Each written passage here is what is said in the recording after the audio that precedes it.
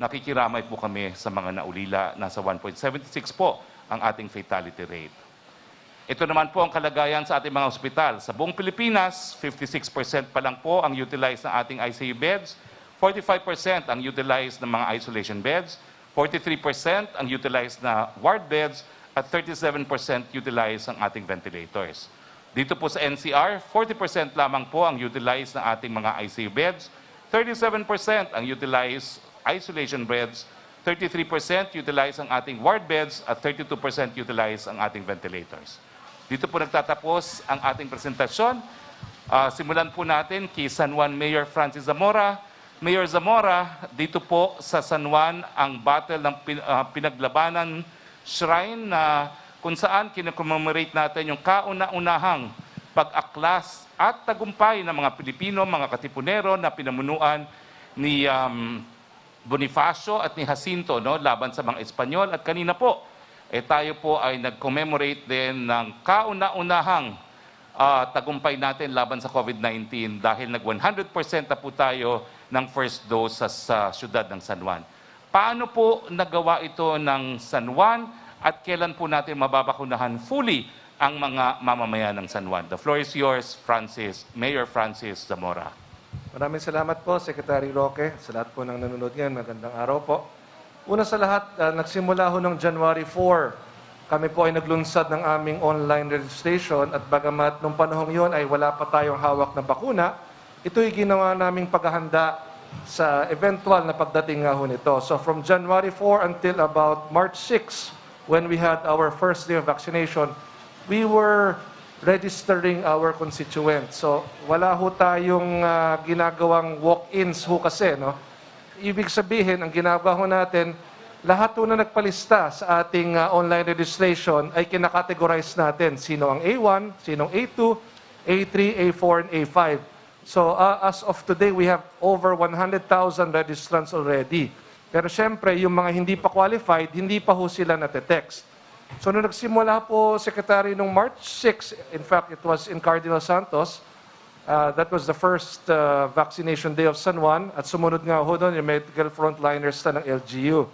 And as you open the other categories from A2, A3, A4, and A5, ang ginawa ho namin, lahat ho na nagpapalista, base sa database namin, tinetext lang ho namin silang tinetext. People need confirmatory text before they go to the venue. Hindi ho pwedeng walk-in, gaya ng sinabi ko. At meron ho kaming dalawang venue. Yung una po ay ang Phil-Oil Flying V Center. Yan po yung tinatawag na San Juan Arena, which started with just 600 to 800 vaccines a day. Nung kaunti pa lang ang supply. Ngunit nung bumuhos na ho yung supply, nung buwan ng Abril, Mayo, Hunyo hanggang ngayon, Phil-Oil is now doing 3,000 vaccines a day.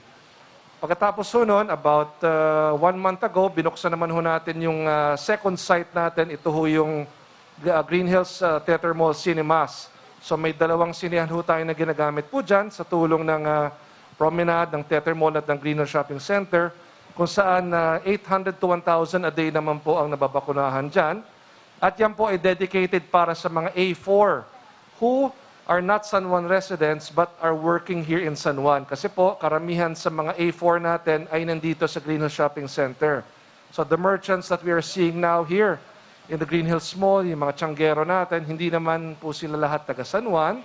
They may be from other cities and other provinces. A lot of them are our Muslim brothers and sisters, but they work here. So vinavaccinate din po namin sila.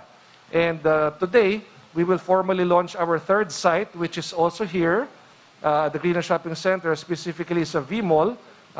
Binigyan ho tayo ng location ng Ortigas and Company, no, upang maging third vaccination site natin, which will now allow us to vaccinate up to 5,000 a day. So nagpapasalamat nga ho kami sapagkat yung dalawang site na binanggit ko, yung Green Hills Theater Mall at ang V-Mall, ay libre hong pinapagamit sa atin ng ating mga private business establishments na naging partners po natin. Of course, ang Ortigas Land and Promenade Theater Mall, yung Music Museum Group.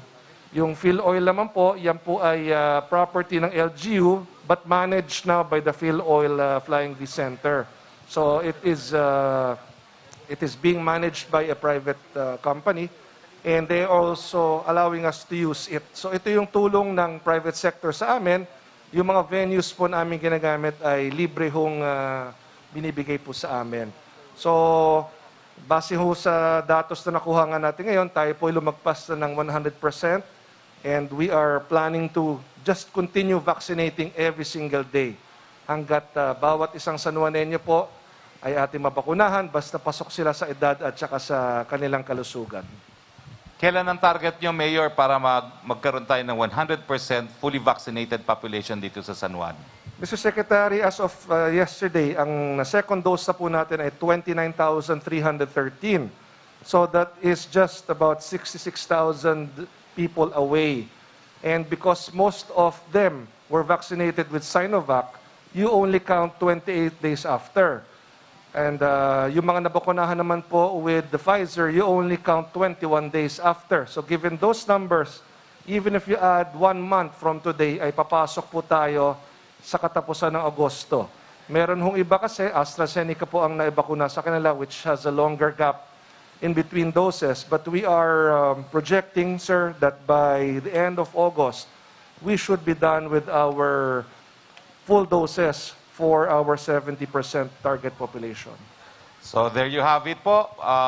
History repeats itself. Dito sa San Juan, ang battle ng pinaglabanan, kauna-unahang matagumpay na pag-aklas laban sa mga dayuhan.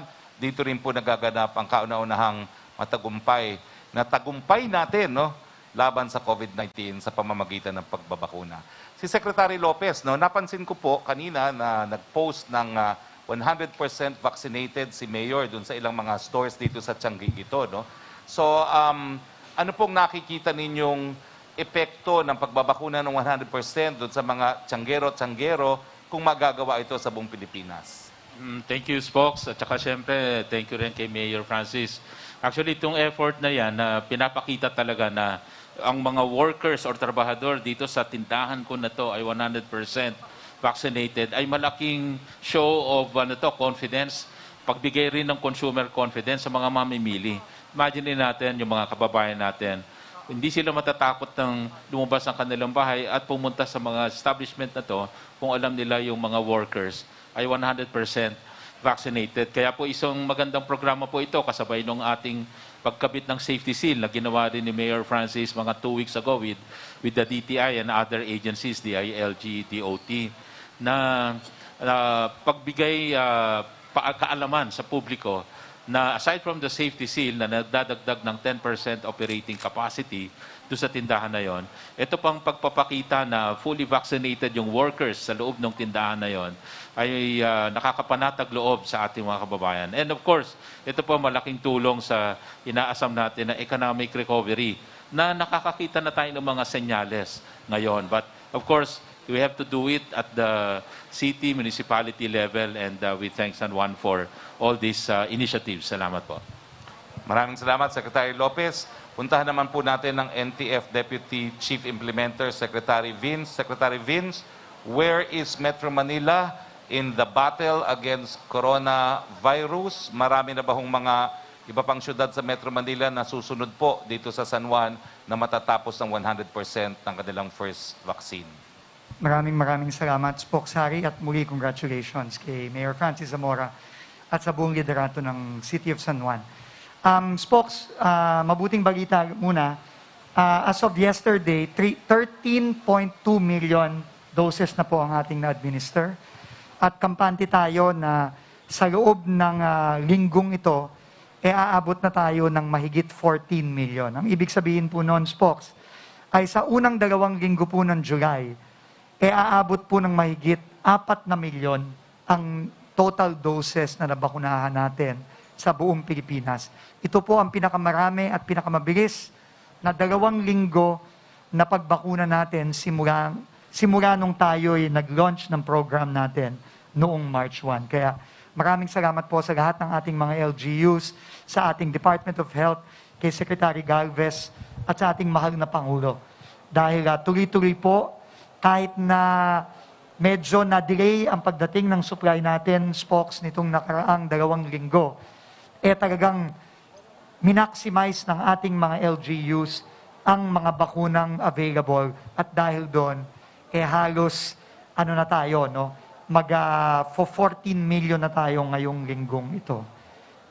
Sa Metro Manila po, tuloy-tuloy po ang pagbabakuna, pero ang kinagandahan po na in-announce nyo na po kanina, Spokes, dahil sa direksyon ng ating mahal na Pangulo at ni Secretary Galvez, dahil dumadami na ang bakuna nating darating sa mga susunod na linggo, marami na po ang makakatanggap ng mga bakuna sa buong Pilipinas. Napakaganda po at very equitable ang distribution na inanunsyo ng ating mahal na spokesperson kanina, ayon na rin sa direksyon ng ating mahal na Pangulo. Kaya po tuloy-tuloy lang, Spokes Harry, padating na po ang bakuna at makakaasa po ang mga kababayan natin na puspusan nating bibilisan para marami sa ating mga kababayan ay makatanggap na ng bakuna sa mga susunod na linggo at susunod na buwan. Maraming salamat, Secretary Vince. Puntahan na natin ang ating mga kasama sa Malacanang Press Corps para sa ating open forum. Go ahead, Yusek Roque, please. Yes, good afternoon, Secretary Roque at Secretary Lopez, Secretary Vince, at sa lahat po ng ating mga bisita. Tanong po mula kay Sam Medenilla ng Business Mirror. Tatanong lang po niya sana kung breakdown daw po ng total na nagastos ng government for each brand of COVID-19 vaccine purchased by the government. Okay, ito po ang kasagutan ng ating DOF, no? Ang gobyerno po natin may mga iba't ibang kontrata sa iba't ibang mga vaccine manufacturers. Ang total na na-procure po natin so far ay ibig sabihin binili ay 89 million doses at ang halaga nito ay mahigit kumulan $1 billion. So far, government has paid $400 million from GAA, from dun sa ating budget at saka sa multilateral financial institutions, no? Tapos siyempre po yung donasyon ng COVAX ay nagko-coordinate pa po ang ating Department of Finance with the DOH for the latest figures. Opo. Second question niya, Secretary, ilan daw po kaya dito sa expense na ito yung nabayad sa manufacturer at ilan po yung pending pa din, either after delivery or pending approval from concerned agency? Yun nga po, no? Ang na-deliver na, ang na-procure na natin is more or less $1 billion. Ang binayaran na po natin from both the budget and multilateral financial institutions are $400 million. Opo. Third question niya, may update din po kaya from data related sa vaccine cards ang na-upload na ng mga LGUs para sa integrated online database ng DICT? Opo, binigyan po tayo ng numero ng DICT. Nasa 42% na po ang na-upload ng DICT sa kanilang database. Thank you, Secretary. Okay, puntahan naman natin si Pia Ranada, please. By Zoom. Hello, sir. Can you hear me? Yes, go ahead, please. Sir? Go Yes, ahead. sir. Can we just get your thoughts on, or Malacanang's input on, what the President thinks of the expulsion of Secretary Alfonso Cusi from PDP Laban by the faction led by Senator Manny Pacquiao? Does he recognize this move as party chairman? All I can say is what the President has said on the matter. We will resolve all existing disputes within PDP Laban legally. So, abangan na lang po ang susunod na kabanata dyan. So, ibig po bang sabihin niya na he is siding with a certain faction in PDP and he will support them in their legal fight against the other faction? Let's put it this way, that July, yung meeting ng PDP Laban sa Clark, July 17 ba yun? July 17, Yes, sir. called by Secretary Cusi, it's in the calendar of the President. What does he think of the Pacquiao faction and its recent moves? Lalo na yung mga resolutions niya avoiding the what happened at the last meeting. Does he agree with that? How does he plan to resolve that? All I can say is he recognizes the leadership of Secretary Cusi, and that is why he will attend the party special meeting on July 17. Okay. And then, sir, kasi today is the anniversary of the Hague ruling, and a group of fishermen numbering over 100, because the Mangingisda group are saying that despite the 5 years under the administration, Chinese boats are still blocking their access in various parts of the West Philippine Sea and the Spratleys. Can you respond to this? Why why is this still happening despite the president's promise that he will fight for the rights of Filipinos in the West Philippines? I dispute that. Ako lang naman ang tumayong abogado ng mga mangingisda galing sa Masinloc, galing sa iba't ibang bahagi po ng Pangasinan.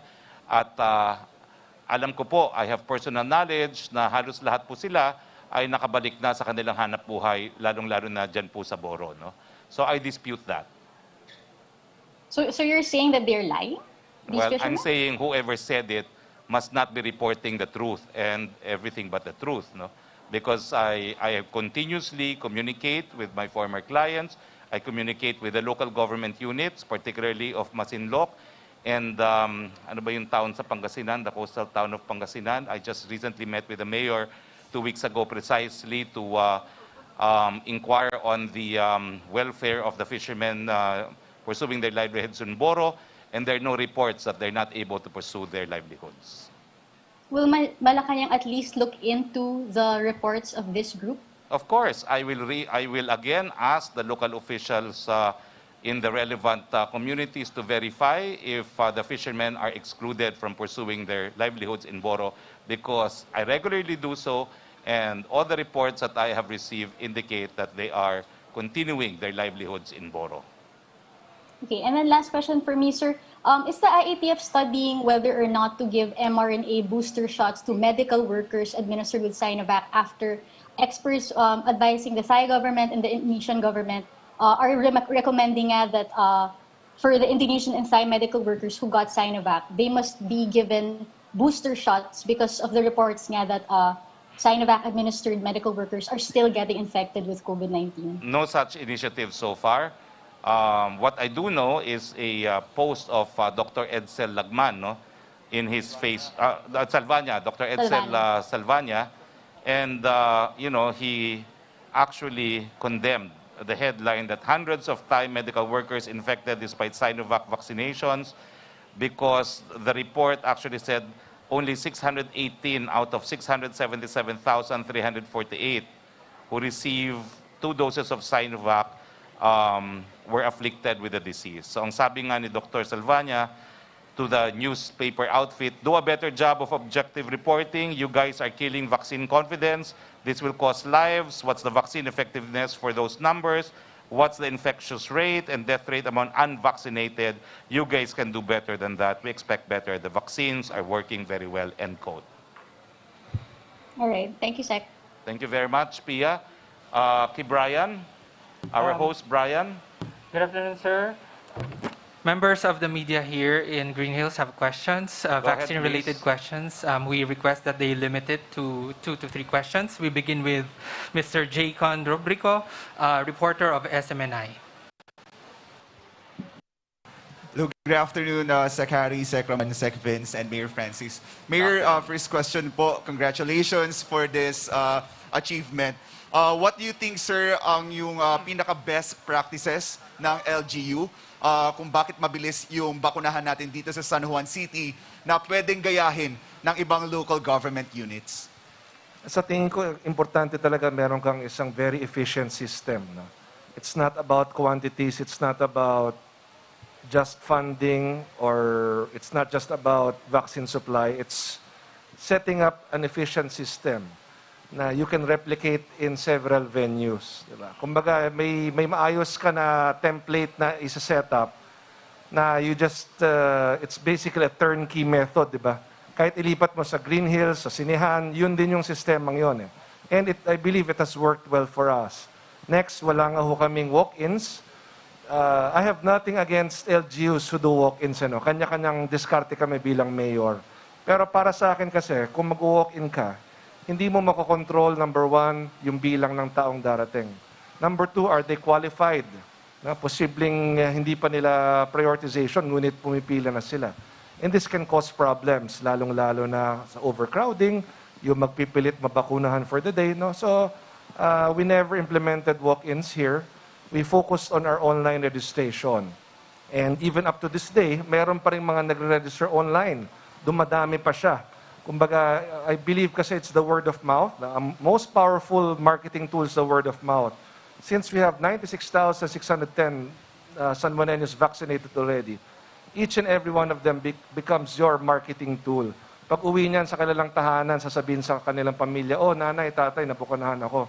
Hindi naman pala totoo na magkakasakit o hihimatayan. Yun, all of these fake news. So malaking bagay kasi na meron tayong actual testimonials from people who have been vaccinated. And ako, I personally am acting also as a vaccine ambassador. Nung simula pa lang, no, nagsulat na nga ako kay Secretary Duque noon, nung hindi pa pinapayagan yung mga mayors. No, I wrote him personally to request that mayors be allowed to get vaccinated. Nung simula pa lang ng vaccine program natin, because as mayors, we need to be able to encourage our constituents. Sino ako para manghikayat na magpabakuna kayo kung ako mismo hindi pa nababakunahan? And I have gone the full cycle. Na COVID na ako, na quarantine ako, nabakunahan ako ng first dose. So may credibility ako kapag magsalita ako. Paano ko hikayatin ng isang tao na magbabakuna kung ako mismo hindi nabakunahan? Thank you, Mayor.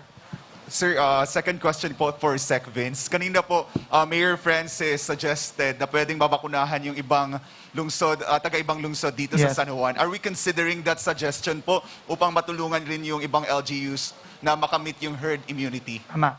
Actually po, napakagandang tanong. No? Unang-una na kami nakikiusap kay Mayor Francis at sa lahat ng mga mayor na pag natapos po ang target, wag titigil magbakuna. Kasi kailangan po tulong-tulong tayo para mabakunahan, hindi lang yung buong NCR, kundi pati yung mga kapit bahay na probinsya natin, tulad ng Bulacan, ng Cavite, Laguna, Rizal, pati Pampanga. No, kasi yung sistema dito ni Mayor Francis, napakaganda at napakabilis. No, kaya talagang mabilis magbakuna si Mayor Francis dahil sa sinetap nilang sistema na mabilis everyday ang pagbabakuna nila.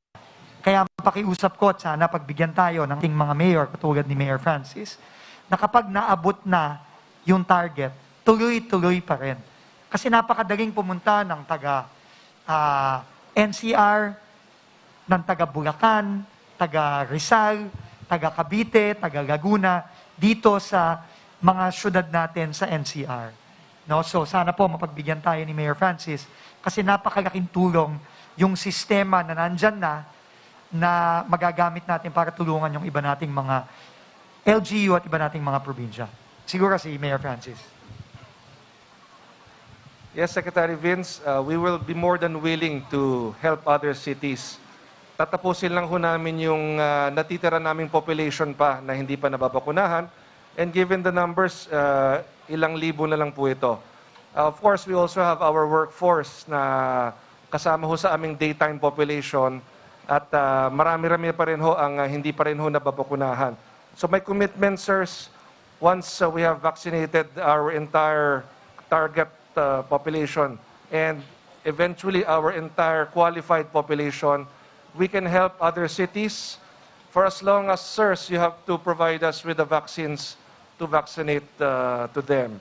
And also, I'm sure that the Green Hill Shopping Center management will welcome that because it will also allow for higher foot traffic in terms of our potential customers here in the shopping center. So win-win situation noon sapagkat tataas naman muli yung business tax na makokolekta namin sapagkat tataas din naman yung gross sales po nila.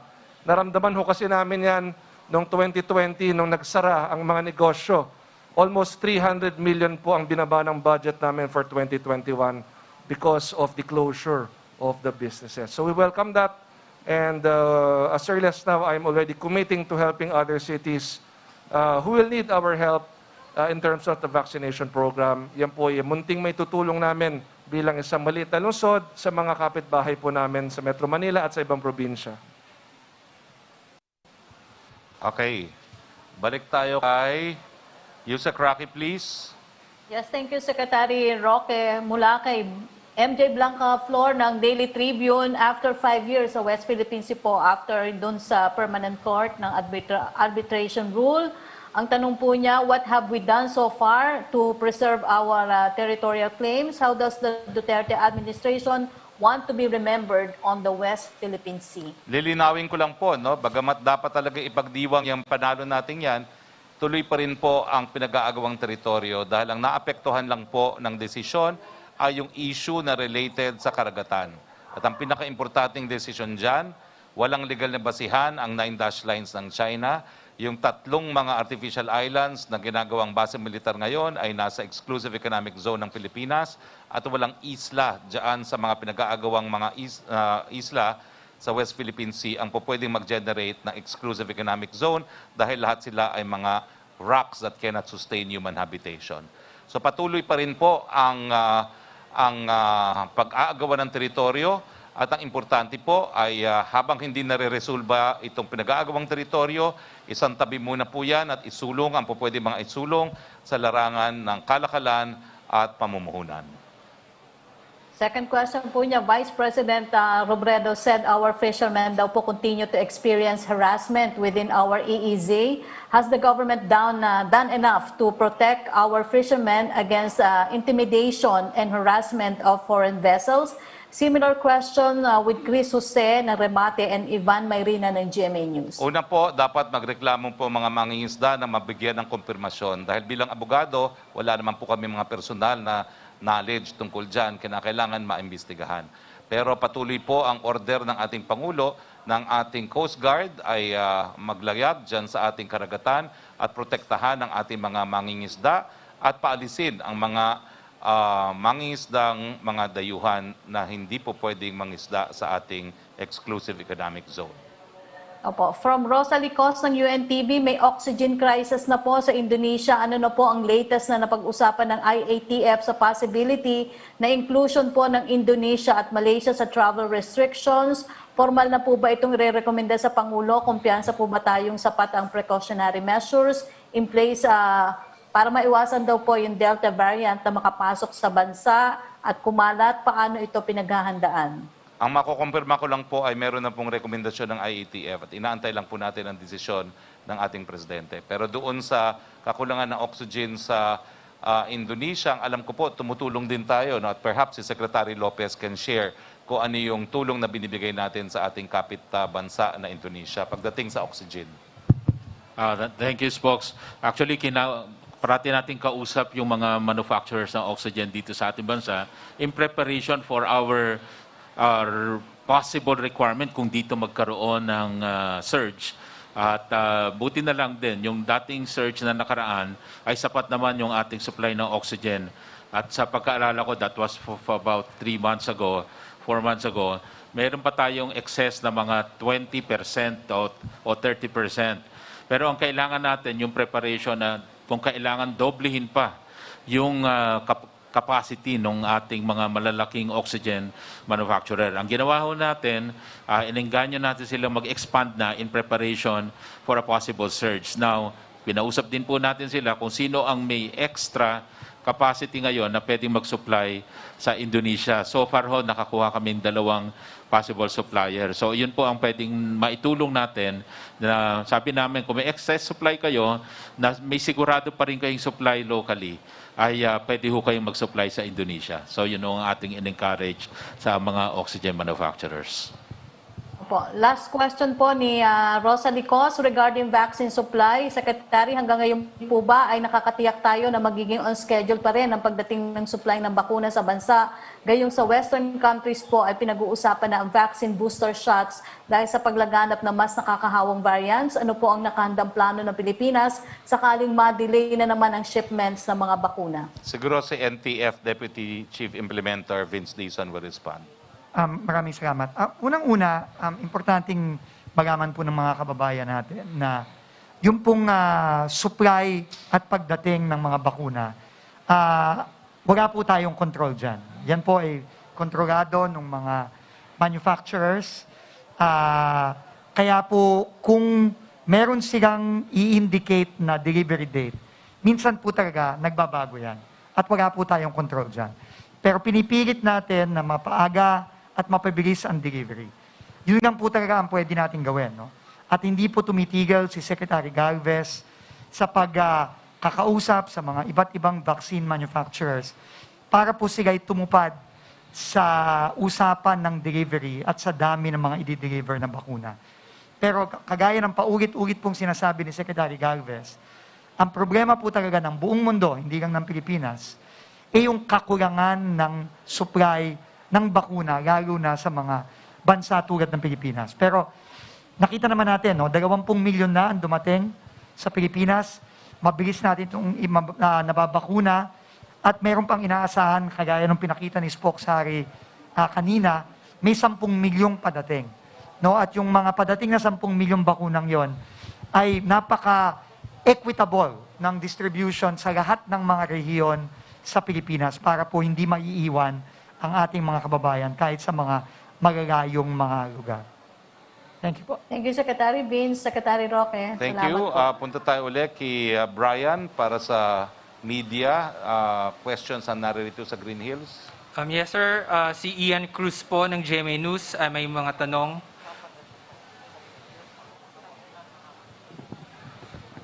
Hello po, good morning. Sir, mabibilis na lang po. Kay Mayor Zamora, Mayor, may order kayo na 100,000 na AstraZeneca. So saan po mapupunta yan considering na maabot nyo na yung inyong target, ano? Actually, Ian, yun nga ho eh. Yung orders namin up to now, wala pa rin. But remember, 100,000 doses only means 50,000 people. No? So I just want to clarify that. And at this point, hindi pa naman talaga namin hawak yung ibang doses para sa pagtatapos ng aming total qualified population. So at this point, these are two factors that are still open-ended. I don't know when the supplies will arrive in terms of the AstraZeneca. And also, I also don't know how many doses the national government will give us in the coming weeks. So ayoko namang sabihin munang surplus yung AstraZeneca namin because at some point, baka kailanganin namin ito. Ngayon, kung sakali na kami po ay matapos na sa aming qualified population at kabuuan nga ng San Juan, kung sabihin naman sa amin, base sa tripartite agreement, ay pwede namin itong ibakuna sa kapwa Pilipino natin at taga-ibang lungsod o bayan, basta payagan ho kami, base sa aming nilagdaang tripartite agreement, we will be more than willing to vaccinate this to other fellow Filipinos. Thank you, sir. Sec Vince, yung pong sa Northern Samar, iniimbestigahan daw po yung aligasyon na dinala yung 15 doses ng Sinovac sa bahay ng isang politiko. Allowed po ba yon? Unang-una po, iimbestigahan natin yan. No? Pero kagaya ng paulit-ulit nating sinasabi, ngayon, mas open na ang policy natin. No? Kailangan pa rin lang i-prioritize yung mga seniors at yung mga may sakit, yung mga may comorbidities. Pero titignan natin yan. No? We will look into it. No, kung yan naman ay ibinakuna, lalo na sa mga seniors o sa mga may comorbidities, wala naman pong problema yan. No, so, pero titignan muna natin kung ano yung report na yon. Ngayon, gusto ko lang susugan yung sinabi ni Mayor Francis, Ian, no, na tuloy-tuloy pa rin po ang pagpapadala ng national government sa iba't ibang mga LGU sa buong bansa. Kasama na po ang NCR. Kasi ang objective talaga natin, maabot natin yung ating mga target bago matapos ang taon, lalong-lalo na sa mga priority areas natin sa NCR, sa Cebu, sa Davao, at sa mga plus 10 cities na priority natin na inanunsyo na ni Spokesperson at ni Sec Galvez nung mga nakaraang linggo. Ngayon, kung meron pong mga darating sa mga susunod na buwan at natapos na po ang isang syudad, nagpapasalamat po kami sa sinabi ni Mayor Francis na open silang ibakuna ito sa mga kapwa natin Pilipino na taga-ibang lugar. Yun po talaga ang essence nung sinasabi ng ating mahal na Pangulo na dapat tayo iisang bansa lang. No, tulong-tulong tayo at hindi natin iniisip para sa San Juan lang to o para sa ganitong syudad lang to. Ito po ay para sa lahat nating mga kababayang Pilipino. Sec Vince, yung Central Visayas Reso, nagsabi po na meron daw sila na-experience na third wave ngayon. Ano na po ang ginagawa ng gobyerno? Tuloy-tuloy po ang suporta natin sa lahat ng mga area na medyo tumataas ang kaso. No, tuloy-tuloy po yan ang ating pagpapadala ng mga testing kits, ng mga pag-hire ng mga additional contact tracer, pagdadagdag ng mga gamot na kinakailangan nila para sa treatment, remdesivir, tocilizumab, dexamethasone, pati na rin ang mga high-flow nasal cannulas na pinapadala ng DOH sa mga area na tumataas ang kaso. At tuloy-tuloy din upon the directive ng mahal nating Pangulo, ang pagpapataga natin ng mga bakuna sa mga erento. Kagaya nung ipinakita na ni Spokes Harry na mga padating na mga bakuna sa iba't ibang rehiyon sa bansa. Secmon, sa gitna ng COVID-19, tuloy po ba yung sinasabi na magkakaroon daw ng national standards ang pagluluto ng adobo, ng sinigang? Yung komento niyo po. Alam mo, ang priority natin is to fight the pandemic, no? At saka yung economic recovery. Hindi ko alam kung saan nanggaling yung balita na yan. But you know, kidding aside, ang bansa natin, despite pandemic, tuloy yung mga ibang trabaho. Kasama ito actually sa creative industry exports. Alam nyo, malakas tayo sa mga creative industry exports na kailangan ngayon ng mga government support. Okay, so yun lang linawin natin. Hindi ito basta kung ano lang gagawin. And pangalawa, una-una, hindi po standard ang pinag-uusapan dito. Kung ano lamang yung basic traditional recipe na nag-consultation lamang sa mga chefs para lang may basic traditional recipe na ipopromote pagka-abroad. No? So, okay, hindi po mandatory. At hindi po ito, dahil alam naman natin, pag tinanong mo lahat dito, lahat ang sasabihin nila, yung masarap na adobo, yung luto sa bahay namin. Luto ng nanay ko, tatay ko, or lolo ko, lola ko. So, ibig sabihin, hindi ho natin ini-standard isang timpla. Obvious ba? Hindi naman ho mandatory yan. Ano lang ho yan, parang may basic traditional recipe para pag pinromote abroad, meron tinatawag na Philippine adobo. At kasi, alam nyo man, pag abroad, sasabihin ng iba, may Mexican adobo. May iba-ibang, baka may umangkin pa nung ating Philippine adobo. So, kailangan nang meron tayong i-promote. At yan po ginagawa ng ibang bansa. Meron silang traditional recipe. So, again, consultation lang po yon. At saka hindi po ito standard, hindi po ito mandatory. So, lahat po, we encourage creativity, innovation. Kahit milyon-milyon na ang recipe dyan, we all welcome that. Okay, maraming salamat. Balik tayo kay Yusek Roque kung meron pang katanungan. Secretary, marami-rami pa po yung tanong natin dito ng MPC from Chris Jose ng Remate Online. Yung daw pong kung pagbabasihan po ang mga balitang lumabas noong nakaraang linggo na pinag-iisipan na di umano ni Mayor Sara na tumakbo sa pagkapangulo sa 2022 elections habang ang kanyang ama naman po na si Pangulong Duterte ay seryosong pinag-iisipan na tumakbo bilang Vice President na dati po ay kapwa ay tumakbo sa 2022 elections. Ngayon po ba ay maaasahan na po ng publiko ang Duterte sa 2022 elections? Similar question po yan ni Creseling Catarong ng SMNI, yung reaction daw po sa pagkumpirma ni Mayor Sara na bukas na siya o pinag-iisipan niya ang tumakbo sa presidential election. Well, gaya ng nasasabi ko sa mga naunang press briefing natin sa politika, anything is possible, nothing is impossible.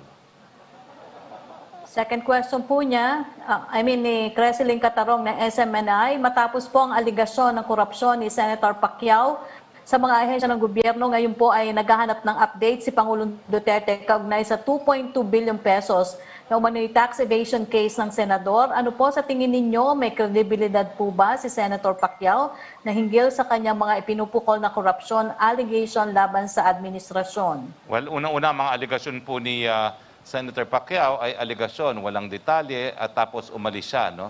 At ang inaasahan sana ng presidente, gaganpanin niya yung kanyang papel bilang isang senador na talaga mag-iimbestiga sa Senado, pero hindi po yan nangyari. No? So, ang sabi lang naman ni Pangulo, at nanggaling ito sa kanyang bibig, bago ka pumukol ng dumi ng iba, ayusin mo muna yung dumi mo sa iyong sariling mukha. No? So, kung ikaw ay tunay na naninindigan laban sa korupsyon sa iyong pamumuhay, dapat wala kang korupsyon at hindi pagbabayad ng tamang buwis ay isang form ng korupsyon. From Laida Salaveria ng Inquirer, Dr. Ron Chinsolante, a member of the vaccine expert panel, said Metro Manila and other high-risk provinces should remain under GCQ until December, when the government has inoculated 40% of the population. How likely is this?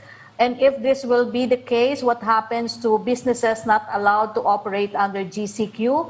What kind of assistance can they receive? Similar question with Ivan Mayrina ng GMA News. Unang-una si Dr. Solante po, isang tunay na dalubhasa na pinakikinggan po ng IATF. Pero ang sagot po dyan, depende pa rin po yan sa ating criteria. No? Titignan pa rin natin ang daily attack rate, ang 2-week daily average attack rate, at ang critical care capacity. So wala pong crystal ball na makapagsasabi sa atin kung ano maging kalagayan ng Metro Manila pagdating ng Disyembre kasi hindi rin po natin masisigurado na hindi makakapasok ang Delta variant at ang Lambda variant dito sa ating bayan. Opo. Pasensya na, Secretary, hindi ko alam kung nasagot nyo na po ito, no? Pero ang susunod niyang tanong, does President Duterte recognize the PDP Laban's expulsion of DOE Secretary Cusi and other officials? As party chair, what does he plan to do about this development? Mukhang hindi po dahil planong mag-attend ni Presidente ng PDP meeting sa 17 dyan po sa Clark. Opo. Secretary, tutuloy ko na po ba yung mga tanong or may magtatanong pa po sa area dyan? Meron pa bang magtatanong dito? Mukhang wala na atang magtatanong dito. Tuloy mo na yung mga tanong. Ay, meron pa pala atang isa. Yes. May tanong po si Patrick De Jesus ng PTV Corpo. Go ahead, Patrick. Good afternoon po, Mayor, Secretaries. Kay Mayor Zamora po, ngayon pong 100% po ng target population ang nabakunahan na. Base po ba sa assessment ninyo, mataas din po yung rate or percentage ng mga bumabalik for second dose? Paki-repeat lang yung tanong, please. Okay. Pasensya na. Ngayon, sir, Mayor, na nakamit na natin yung 100% ng target population na mabakunahan with at least first dose. Based po ba sa assessment po ninyo, mataas din yung rate or average ng mga bumabalik for second dose? Yes, actually, wala ho kami nagiging problema dun sa mga hindi bumabalik for second dose. And what we do kasi, since we keep a database of all of our vaccinees, it's easy to communicate with them. So meron kaming, basically we have a digital text blast system that reminds them. At the same time, kung hindi man sila makapunta on their specific date, all they have to do is show their vaccine card sa venue. Kapag nakasaad sa vaccine card nila na scheduled sila for second dose or they miss their second dose by 1, 2, 3 days or even 5 days, kahit anong dahilan pa yan, basta mapatunayan mong qualified ka for second dose, we will allow you. So we have not encountered that so far, yung hindi bumabalik ng second dose. At syempre, kailangan mo ipaintindi sa mga tao na useless ang first dose kung hindi ka rin magsi-second dose. You will never get the full protection if you don't get the second dose. Spox, kung pwede ko lang dagdag, no? Importanteng maintindihan natin, no, na paulit-ulit natin sinasabi kanina, yung 100% ng 70% target ay first dose pa lang. No, 96,610 and meron tayong currently 29,313 na fully vaccinated na. So ang goal ngayon na tingin ko naman kayang-kaya ni Mayor Francis at ng kanyang team, by August, fully vaccinated na yung buong 70% na yon. No? And tingin ko, sabi nga ni Mayor Francis, kayang-kaya niya yon kasi lahat naman halos ay bumabalik para sa kanilang second dose. Thank you. Thank you po. Kay Secretary Lopez po, balikan ko lang po yung nasabi po ninyo kanina, yung mga establishments na mayroong fully vaccinated employees, bibigyan po natin sila ng increase sa capacity nila. Hello. Yeah. Yung ang in-increase na 10% capacity, ito yung may safety seal. Dito sa yung fully vaccinated, wala namang ganong kailangang increase pa sa ngayon, but that is a policy na pwede namin pag-usapan pa sa IATF. No? Kasi parang pwede kang magdagdag technically, theoretically ng capacity kung ang safe naman ang mga tao doon, bakunado na. So that could be another policy. Pero hindi pa sa ngayon. Ang may 10% additional capacity, kung may safety seal, yung tindahan. Thank you po. Okay, balik tayo kay Yusek Roque, please. Yes, Secretary, question from Rosalie Cos ng UNTV. Reaction po ng Malacanang sa bagong statement ni Vice President Robredo, dapat pong magdeklara ng crisis in education dahil sa kahirapan sa access sa education ng mga estudyante dahil po sa pandemya. Hindi ko po alam kung kinakailangan ng deklarasyon ng crisis, pero malinaw po yung sinasabi ng World Bank na tila poor tayo sa ilang mga subject ay mali, no? At sila po ay humingi na po ng patawad at tinanggap naman po ang apology ng DepEd, no? So I do not know what she is referring to. Talagang mahirap po ang buhay natin dahil pandemya pa, habang hindi tayo nakaka-face to face, at mukhang tama naman po ang desisyon ng Presidente na habang hindi pa tumataas ang hanay ng mga bakunadong mga kababayan natin, ay blended learning muna po tayo. Anyway, I think si Secretary Briones is the first person to decide that kasi siya naman yung Secretary of Education. Opo. Question from Trish Terada ng CNN Philippines. There are reports saying that hundreds of Thai health workers were still infected with COVID-19 despite getting vaccinated with Sinovac. How will these developments affect our vaccination program? Is the government alarmed? Already answered na po yan. I quoted Dr. Edsel Salvania. On the newspaper, do a better job of objective reporting. You guys are killing vaccine confidence. That will cost lives. What's the vaccine effectiveness for those numbers? What's the infection rate and death rate among unvaccinated? You guys can do better than that. We expect better. The vaccines are working very well. End quote. From Joseph Morong ng GMA News for Secretary Roque, reactions sa statement ng former Foreign Affairs Secretary Albert De Rosario that President Duterte betrayed the Constitution by setting aside the 2015 arbitral ruling. Secretary De Rosario also alleged that sometime in 2016 that China bragged that it was able to influence the 2016 elections to favor President Duterte. He also said that Chinese President Xi Jinping said that he vowed to protect President Duterte from being removed from power. Your comment, please. Kalokohan po yan coming from a proven traitor. Siya po ang nagpaalis sa ating mga kasundaluhan sa Boro na naging dahilan na ang China na lang ang natira sa Boro. Mr. Del Rosario, if you want to talk about who the real traitor is, ikaw yun. Ikaw ang namigay ng teritoryo sa China. At ikaw, habang hindi ka makapagpakita ng teritoryo na binigay ng Presidente Duterte sa ibang bansa, manahimik ka dyan. Dahil ikaw nga ang may pananagutan dyan. At I enjoin lawyers and other groups to study the legal liability of Albert De Rosario in ceding Scarborough Shoal to China. From Mangilabot ka naman Maricel, sa mga sinasabi mo, no? Ikaw diyang namigay ng teritoryo eh. Mahiya ka sa sarili mo, mahiya ka sa buong bansang Pilipinas. from Maricel Halili from TV5, ano po ang naging batayan ng IATF sa pagpayag sa minors na makalabas ng bahay? Hindi ba ito delikado na bukod sa wala pa silang bakuna ay may banta pa ng Delta variant? Meron po talagang banta. Pero ito naman po ay isang desisyon na binuo matapos po ang advice din ng mga dalubhasa. Cost-benefit analysis po ito eh. Kahit sino, ikulong mo sa bahay na mahigit 1 taon, magkaka-epekto po yan sa mental health. Kaya nga pong ating dahilan kung bakit pinayagan ng limitadong lumabas sa mga outdoor areas ay dahil kinakailangan i-promote ang well-being ng mga bata, lalo na ang kanilang mental health. Now, hindi natin sinasabi na wala ng banta, meron nga po. Kaya kinakailangan, supervise pa rin ng mga adults, kinakailangan ang pag-obserba ng minimum health standard, at ulitin ko po, sa mga open air areas lang po yan. Opo.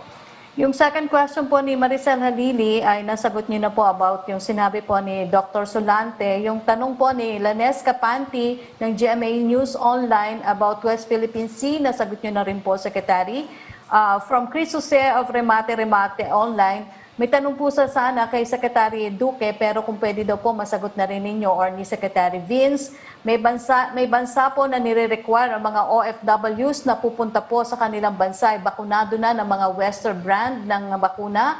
Paano po yung ibang OFWs na dahil sa hangarin na mapadali yung pag-alis ay hindi na naghintay pa ng mga Western brand na bakuna? Nagpaturok po halimbawa daw po ng Sinovac. Kailangan po ba nila magpabakuna ulit gamit naman ng Western brand? Depende na po yan kung anong i-require ng receiving country, no? Pero yung sa kaso po ng mga seafarers natin, dahil talagang yung mga flag carriers ay nagsabi na meron silang rini-require na brand, binigay naman po ni Presidente yung brand na rini-require ng kanilang mga employers. So, ang tingin ko po, no, lahat naman po ng OFW natin ay may principle dyan. Kung kinakailangan mag-comply dun sa requirement ng destination country, obligado po na ang employer ang siyang gumawa ng hakbang para mag-comply po dyan. Opo. Tanong naman po ni Evelyn Quiroz ng Filipino Mirror. Ang una po niya sanang tanong ay para kay Secretary Duque. Pero basahin ko na lang din po, baka po pwede rin yung masagot Secretary Roque or Secretary Vince or Secretary Lopez. Local government leaders have expressed concerns of Interagency Task Force Resolutions 124B allowing interzonal travel for all fully vaccinated individuals provided that they only present a domestic vaccination card or certificate of isolation issued by the Bureau of Quarantine, citing lack of consultation and the difficulty to validate vaccination cards. What was decided in the meeting between the LGU heads and the DOH? Nasagot na po yan, no? Inamendahan na po yung 124-B. Option pa rin po ng LGU mag-require ng RT-PCR habang pinapalawak pa po ng DICT yung database niya ng mga vaccinated individuals. Kapag naman po nakumpleto na yung database, napakadali na po mag-verify. Pero for the time being po, option pa rin po ng LGU kung i-require nilang RT-PCR. Opo. Secretary, bigay ko po muna sa inyo kasi may tanong pa po yung iba nating kasamahan yata dyan sa area, Secretary. Yes, Brian? Mr. Secretary, si Vivian Guya po ng ABS-CBN may tanong po sa inyo. Yes, Vivian. Good afternoon, Secretaries and Mayor. Kay Mayor Zamora po muna, after vaccinating with at least first dose, 70% of your population, have you seen so far any developments sa inyong COVID cases dito na posibleng epekto nitong vaccination rate ninyo?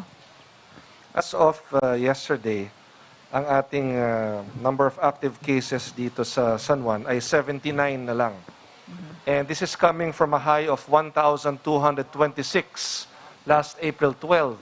And we have not gone beyond the 100 mark in a very long time. So, nakikita natin yung correlation ng number of vaccinees vis-a-vis yung ating active cases. But of course, I don't want to make people be complacent. Yes, we are vaccinating at a rate of 3,000 to 4,000 a day, but we still have to remind everyone to wear masks, to follow health and safety protocols, such as social distancing. But specific to your question, 79 active cases na lang po tayo sa San Juan. May we also know how you plan to implement the policy allowing children 5 years old and up to go out? Kasi I understand that LGUs are allowed to increase the age restriction for San Juan City. Ano po ang plano ninyo sa pagpapatupad nito? Kagabi po, nagkaroon ng pagpupulong ang Metro Manila Council and it was, actually sorry, hindi pala kagabi. Yesterday morning, no, before lunch, we had a meeting. And it was agreed that the Metro Manila Council will come up with a resolution wherein cities will determine which among the parks, open areas, public areas, ang pwedeng puntahan. So proposal pa lang ito. We will have to discuss further with the other mayors of kung ano magiging policy. But syempre, ang IATF naglabas na ng guidelines din ho niya, no? So we will just have to reconcile whatever guidelines they have versus the Metro Manila Council guidelines. But syempre ho, kung ano ang polisiya ng national government, tayo naman po ay susunod. Ang kailangan lang ho namin talagang siguraduhin ang tamang implementasyon po nito sa aming mga lungsod. Okay. For Secretary Roque, Secretary Dizon, earlier na-mention ni Representative Zamora na nabakunahan po siya ng 4 doses ng COVID vaccine, 2 Sinopharm, and then 2 Pfizer. Allowed na po ba? Ano po ba ang policy ng government natin? Allowed na po ba yung mixing and matching of COVID vaccines? And are there any violations that you are seeing here since yung una niyang vaccination ng Sinopharm was December before the EU, before an EUA was issued po on Sinopharm? Si Mayor Zamora, being the son of Congressman Zamora, will answer. Vivian, ang masasabi ko lang sa inyo, yung naging vaccination ni Congressman Noni Zamora ay upon doctor's orders. Siya po kasi ay naka-quadruple bypass 16 years ago, na kidney transplant 6 years ago. He is immunocompromised. He is a person with 6 years old. So, ang doktor ho niya ang nagbigay ng orders po dyan at yun po ang direksyon ng kanyang physician po. But when it comes to the policy, allowed na po ba ang mixing and matching of COVID vaccines? Hindi pa po, pinag-aaralan pa po yan. And I don't think this qualifies as mixing kasi he had 2 doses of one and then 2 right. doses later. But magkaibang brand po yung first two Yes, and but the the mixing is second two. iba yung first, iba yung second. Yeah. Okay. Thank you.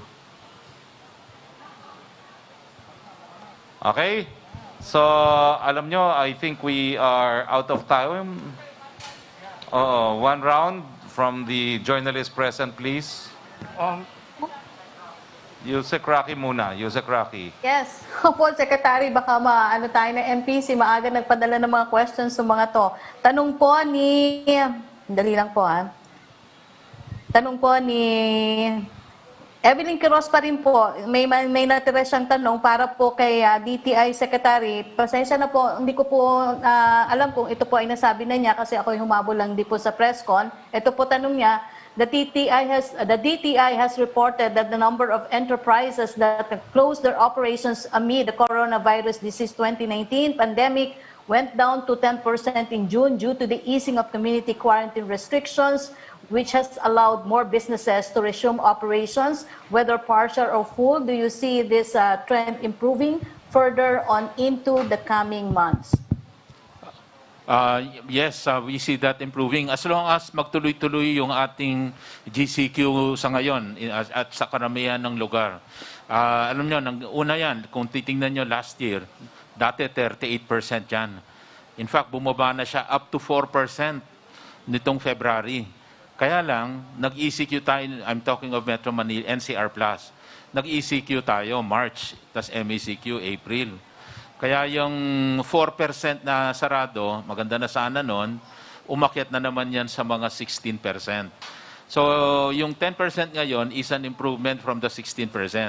So, ibig sabihin, kung tuloy-tuloy tayong hindi magkakaroon ng surge, kaya maingat pa dapat talaga lahat ng ating kababayan, tsaka yung vaccination rollout natin, lahat magpabakuna, para yung 10%, tuloy-tuloy bumaba uli to 4% or even balik sa dati nating kinalalagyan na maraming bukas na mga establishmento. So, kailangan, ang susi talaga dyan yung vaccination at saka yung yung pagsunod, compliance ng ating mga kababayan para hindi ho talaga magkaroon ng surge at hindi na naman tayo bumalik sa ECQ.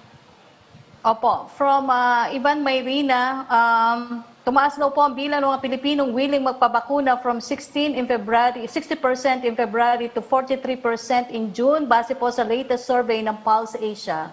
Nagagalak po tayo dyan at talaga naman pong bakuna ang magiging solusyon natin dito sa pandemya at ito po yung tanging paraan para tayo po makapagbalik buhay. So, pabakuna na po tayo. Opo. From Trish Terada ng CNN Philippines, may info daw po that President will meet with Senator Pacquiao. Does Malacanang confirm this? When will the President meet with Senator Pacquiao? Imposible po, nasa Amerika si Senator Pacquiao.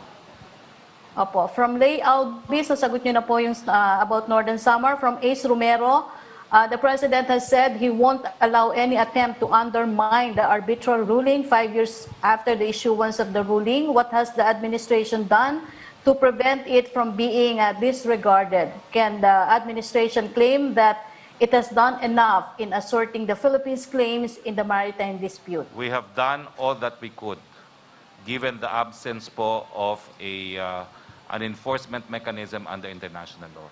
Dahil wala pong pulis na magpapatupad niyan, ginawa na po ng gobyerno ang lahat ng hakbang para nga po magkaroon ng buhay yung desisyon na yan. Kasama na po yung pagtatalumpati ng Presidente sa ating UN General Assembly na sinabi niya na kabahagi na po ng international law ang arbitral decision na yan. Opo. Last question from Celerina Monte. Follow-up daw po.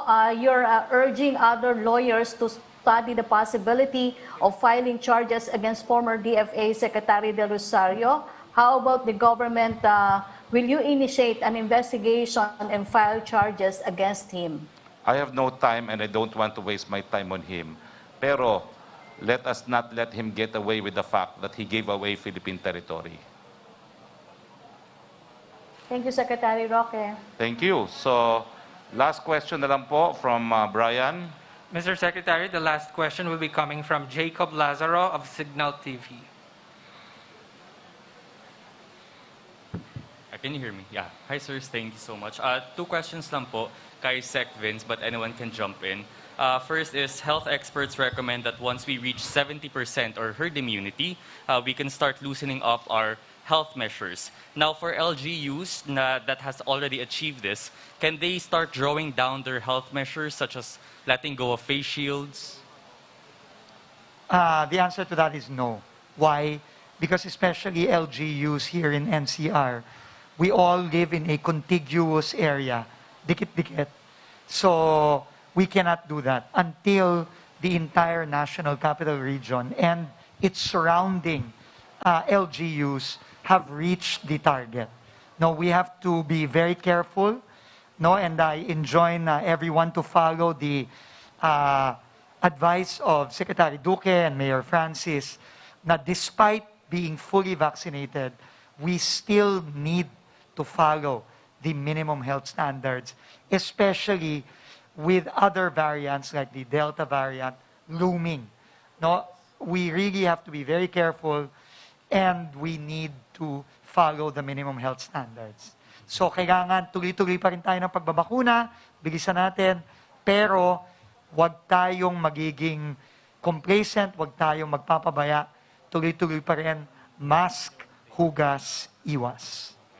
Last question po. Sir, once an LGU has vaccinated 100% of its total population, will they still receive doses of the COVID-19 vaccine or hindi na po? Una, no. Our goal is to vaccinate 100% of the target population because we cannot vaccinate the entire population because right now, vaccines are yet to be allowed for minors. No? So again, very clear, 18 and below, hindi pa natin pwedeng bakunahan. Kaya hindi natin mabavaccinate ng 100%. Pero, kagaya ng sinabi natin kanina, nag-offer na at hinihikayat natin ng mga LGUs tulad ng San Juan, pag naabot na nila yung 100% ng target population, sana ituloy-tuloy pa rin nila ang pagbabakuna at tulungan nila ang mga kapitbahay nilang mga LGU, pati na rin ang mga probinsya sa labas ng NCR. And pumayag naman si Mayor Francis doon, nagpapasalamat tayo sa kanya. So to your question, yes, makakatanggap pa rin ng doses para matulungan ang ibang mga syudad. Thank you so much po. Okay. Dahil wala na tayong mga karagdagang mga katanungan, maraming salamat kay Mayor Francis Zamora. Maraming salamat kay Congressman Zamora, Ronnie Zamora. Maraming salamat kay Secretary Lopez, kay Secretary Vince. Maraming salamat kay Brian. Maraming salamat din kay Yusek Roque. Maraming salamat sa mga kasama natin sa Malacanang Press Corps at sa local press corps na nag-cover po dito sa ating Green Hills. Dito po sa atin ngayon sa Green Hills. Sa ngalan po ng ating Presidente, Rodrigo Roa Duterte, muli po nating kinocongratulate ang San Juan dahil 100% na po ng kanilang populasyon ang nabakunahan ng first dose. At hinihimok po natin ang lahat ng syudad at ang munisipyo ng buong Pilipinas na sana sa lalong madaling panahon ay makamit din ang 100% na first dose. Magandang umaga po sa inyong lahat at mabuhay po ang Pilipinas.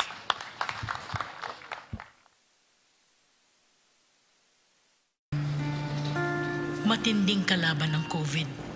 Ayokong makahawa. At mahawa. Pero kailangan ko na magtrabaho. Kaya di ako magiging pabaya. Di matigas ang aking ulo. Iingatan ko ang aking sarili. Para maingatan ang pamilya ko.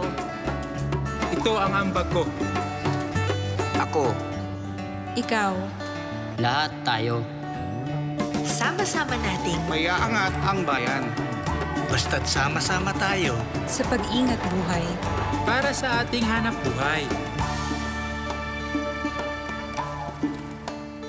Mask, hugas, iwas.